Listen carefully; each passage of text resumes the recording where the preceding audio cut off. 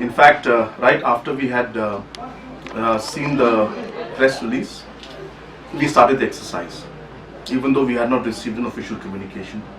So in anticipation of the official communication, we started the exercise then on the day. And we have already identified a panel of names. And now we are in touch and consulting with those individuals, whether they would be willing to be the interlocutor or the panel of interlocutors. And so that process is on. I should be taking a review today in the office regarding that issue. But we have received, of course, we have also received the official communication now from the Hnlc. So it's a very positive step, and definitely we will take the discussion forward, and we will now communicate to Government of India about the latest updates. I will be going to Delhi tomorrow. So in my visit to Delhi, I will be meeting the officials of the MHA also.